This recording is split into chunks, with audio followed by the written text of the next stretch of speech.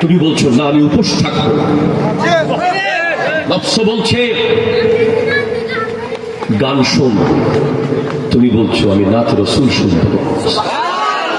নফস বলছে ঘুষি মার, তুমি বলছো আমি মারবো না, সবর করবো।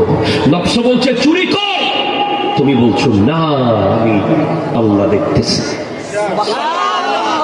জীবনের সবচেয়ে বড় যোদ্ধা সে যে বারবার নফসকে হারিয়ে দিয়েছে, নিজের কুপ্রবৃত্তিকে হারিয়ে দিয়েছে।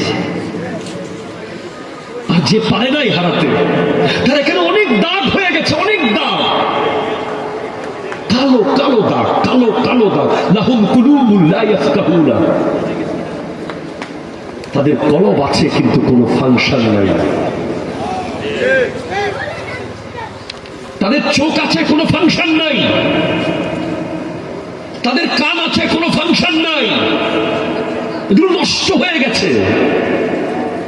কারণ দাগ হতে হতে দাগ হতে হতে দাগ হতে হতে এই চশমায় যদি দাগ একটার পর একটা দেন, একটার পর আমি গ্লাস চেঞ্জ না করলে আমি আর দেখবো না। যখন আমরা নফসের সাথে যুদ্ধ করে টিকতে পারি না, গুনাহ করে ফেলি, এটা দাগ হয়ে যায়। এখন দাগ মোছার জন্য বাজারে রবার পাওয়া যায়, রাবার, পেন্সিলের দাগ মোছার জন্য কোটি কোটি টাকার ব্যবসা রাবারের। ইরেজার, এটা দিয়ে কি করা হয়? আমার কলমের দাগ কে মুছতে পারবে? আমার কলমের দাগ তো মোছার রবার কোনো দোকানে পাচ্ছি না।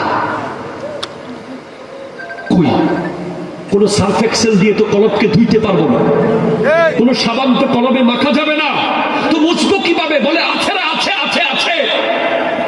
ও যুবক যারা আমাকে মোটর সাইকেল দিয়ে রিসিভ করতে গিয়েছিলে, বোকারা তাড়াতাড়ি মাহফিলে আসো, কথা চলে যাচ্ছে, জীবন পাল্টে যাচ্ছে অনেকে, ঠিক কিনা? জোরে কথা, তাড়াতাড়ি আসো তোমরা। দাগ মুছে ফেলার জন্য 3টা গুরুত্বপূর্ণ মাস আছে। যদি তুমি 3টা মাসকে বুঝতে পারো, এই এক একটা মাস হলো এক একটা বিশ্ববিখ্যাত রাবার, এটা কলমের দাগ মুছে ফেলতে পারে।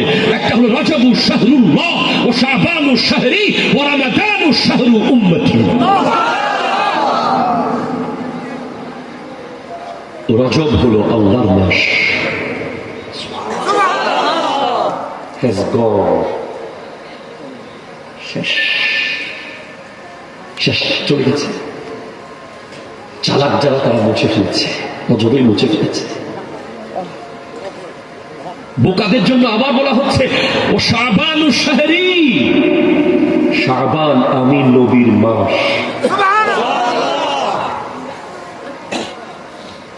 তাড়াতাড়ি মোচ, ডাক মোচ, ডাক মোচ, ডাক মোচ, ডাক মুছে ফেল।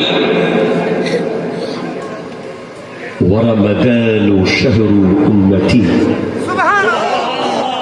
রমাদান হলো উম্মতের ফল খাওয়ার মাস। রজবে গাছ লাগাবি, শাবানে পানি দিবি, রমজানে ফল খাবি।